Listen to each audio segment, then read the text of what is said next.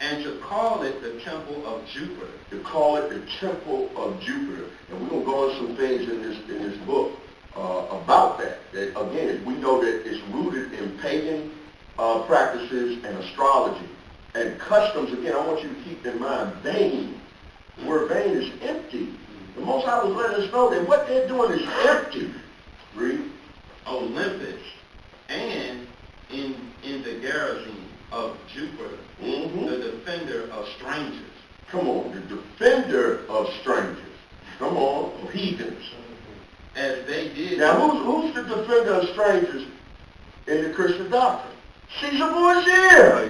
He's a defender of strangers. You're going to find out that this origin is that's where it all comes from. And this was done by the force of the sword. Go ahead. As they did desire that dwelt in the place.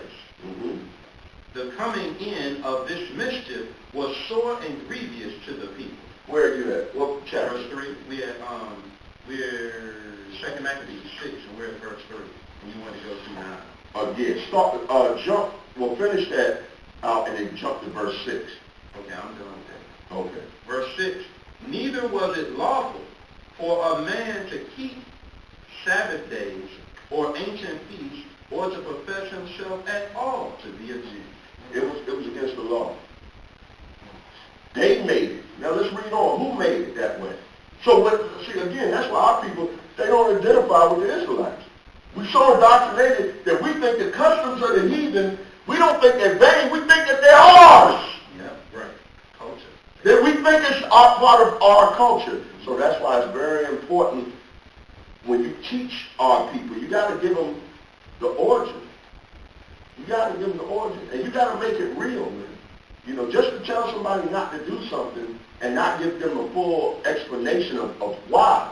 The Most High is going to make it very clear through here. He made it very clear to us why. So we need to do the same. Right. Read. And that was verse 6. Verse 7. In the day of the king's birth, every month, they were brought by bitter constraint. Oh! No, they did it. They just asked you if you wanted to keep these holidays. They just asked. They just went around to all the Israelites. Y'all want to stop doing Passover? And, Feast of Unleavened Bread, first fruits, you and your family, just, and then y'all come over here with us, and we're gonna keep Christmas. We're going to keep the celebration of Bacchus. What do you do? We're just going to invite y'all to come and have dinner with us. Read what it says. And they were brought by bitter constraint. They drug our folk, man. And I'm talking about in the worst way, man. They made examples of cutting off heads, limbs, all types of atrocities. Read. To eat of the sacrifices. And when the feast of Bacchus was kept, the Jews were compelled to go in procession to Bacchus carrying idols. We were forced, to compel me, we were forced to do it under Roman Greco rule. Roman rule to be specific. Read. Moreover, there went out a decree to the neighbor cities of the heathen. The neighbor city of the heathen, not your neighbors. The neighbor city. These weren't your brothers. Neighboring cities of the heathen. Learn not the ways of the heathen. And this is why. Because the Most High remember what they've done to us. How they treated his people. And now our people don't care. Right. We don't even care about what they did to us. It don't mean nothing. I'm going to eat this damn turkey right here. It don't mean nothing. With the damn drum leg in his mouth. It don't mean nothing. Thanksgiving, Easter, Christmas. Read. By the suggestion of Ptolemy against the Jews. Against the Jews. This is real history. Read on.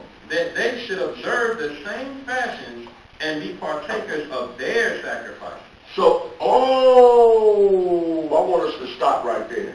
Because now this went out, the ruling Roman governor at the time, Ptolemy said, you have to do this. It doesn't matter if you were used to keeping your customs. or serving your power, now you have to do is do that last part.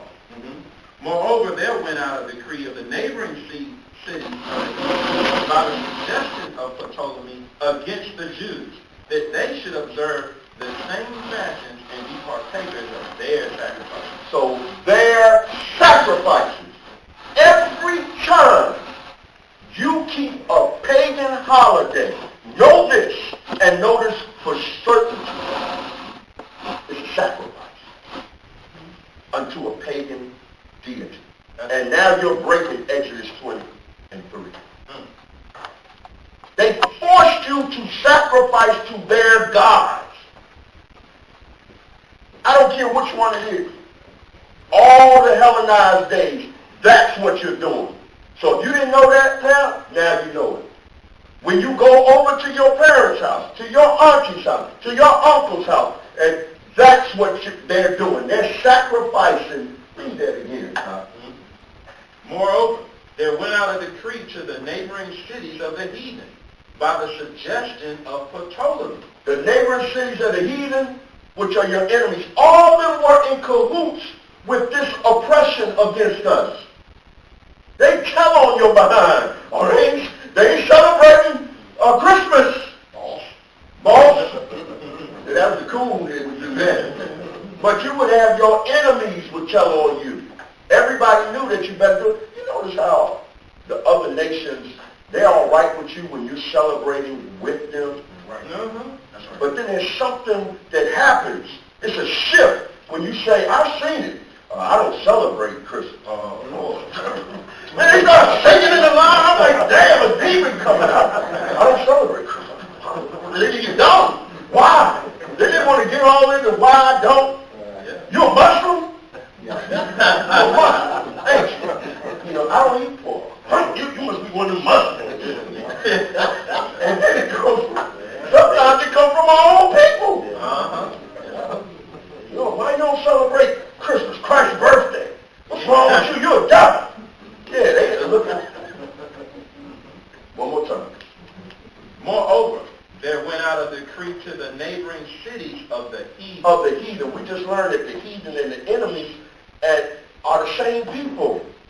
And the Gentiles are the same people. We just read in the part that they forced us, they brought us, they drugged us, they killed our women, they slaughtered our children to make sure, if you haven't read about the 7 sons and all that was talking about, they were resisting the Roman Greco rule. They wanted to still celebrate. They would rather die than to be forced to eat pork. But we say it's okay to celebrate these days. Our ancestors bled for this. But you have people talking about, well, a lot of our people died to vote, which was just in the wrong direction. You still learn the customs of the heathen then. That's not the custom of the Most High. Don't you see how vain it is to vote? If you ain't got it by now, you've done. It's vain to vote. It's an empty custom. One of the greatest marks of the beast is for you to be in a line with the government that's oppressing you. That's a mark. They know. They say, man, that's what they're doing. They're taking census. See how many of us are agreeable with, or how many of them are agreeable with us. That's all that voting is. So they know your ethnicity attached to your name. They know what you're doing. That's why you got to fill out all that information. All that is a census. All they're doing is numbering you. How many of our people before the Most High, when he comes to ask them, what have you done? You say, you voted. You practicing in the customs of the heathen. The Most High said in vain, don't learn them. Guess what? You got Deuteronomy 17:15. Bring it up. Thou shalt in any wise set him king over thee, whom the Most High your power shall choose. One from among your brethren shalt thou set king over you. Thou mayest not set a stranger over thee, which is not thy brother. It's not that brother. Go to Hosea 8 and give me 3 and 4. It's the same. It's reiterating. This is what we were not supposed to do. But it's vain, and we see how empty it is. If we haven't learned that the customs of our enemies are vain by now, something's wrong. But we need to know this. I don't know if you knew it or not, but every time it's not as innocent as you may think it is, or as our people believe it to be. You are sacrificing to devils. That's a sacrifice you're doing. You give them power. And guess who the devil is? You give them power. Your enemy! That's why we do this. Read. The book of Hosea, chapter 8, verse 3. Israel have cast off the thing that is right. Or which is the law. We cast the law away. And we see here it was by the force of the sword. Read on. The enemy shall pursue him. The enemy shall pursue him. That's what's happening with all these. Look how they flood the TV, how they flood YouTube, and they see now people want to give you loans. All of a sudden my enemy want to give me a loan to buy Christmas stuff. You got a mother that'll go out there and have to file bankruptcy at near the end of her life trying to get Timberlands for her children. It happens all the time. Oh, now they my friends? They're making you, they're deceiving you. Now you cast off what's right. We cast off, keep morality, to not sleep with our brothers' wives, to not, our women not to behave like whores. We cast that, we cast loving our brothers ourselves to worshiping this man right here. That's what we've done. Read on. Verse 4. They have set up kings, but not by me. Ain't nobody greater in the so-called Negro family than Caesar Borgia and Santa Claus. You can't say nothing about them folk, them white men right there, man. In the average black family. Why is that? It's important because if you don't separate from your enemy, you're going to forever be sacrificing unto devils, and that's idolatry. It goes against the law. That's real. And that's death. That's automatic death. So you see how serious these, man, you see somebody in your family, say, you don't want to be nowhere near them. You may want to cut your phone off. You won't have no parts of that. Read. They have made princes, and I knew it not. Of their silver and their gold have they made them idols. Now we see, and when you couple that with Jeremiah 10, and read down one to the decorations, now they're idols. That they may be cut off. Cut off from whom? Him. So whenever you do this, you're cut off from him. Is that the end of that? That's in it. So that tells you even the vanity of voting, which is a custom of the heathen. A lot of our people don't read that and even see that associated with being in government. We're not supposed to do that.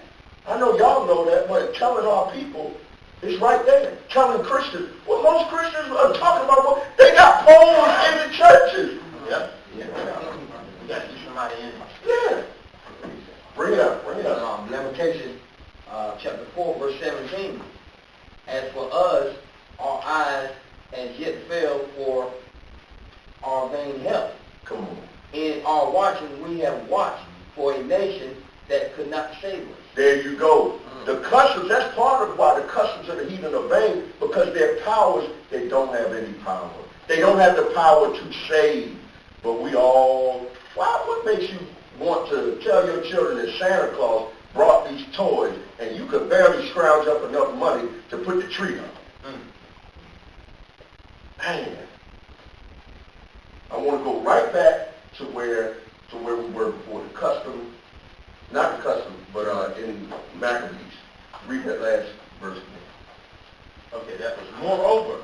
There went out a decree to the neighbor cities of the heathen by the suggestion of Ptolemy against the Jews, that they should observe the same fashions and be partakers of their sacrifices. Read on. And whoso would not conform themselves to the manner of the Gentiles, of the heathen, of the enemies, read, should be put to death. They killed you if you didn't do this. So whenever our people celebrated, it was death. Now the Most High has freed us up, and He's making our affliction lighter, where you don't have to do it, and you still gonna do it. Read.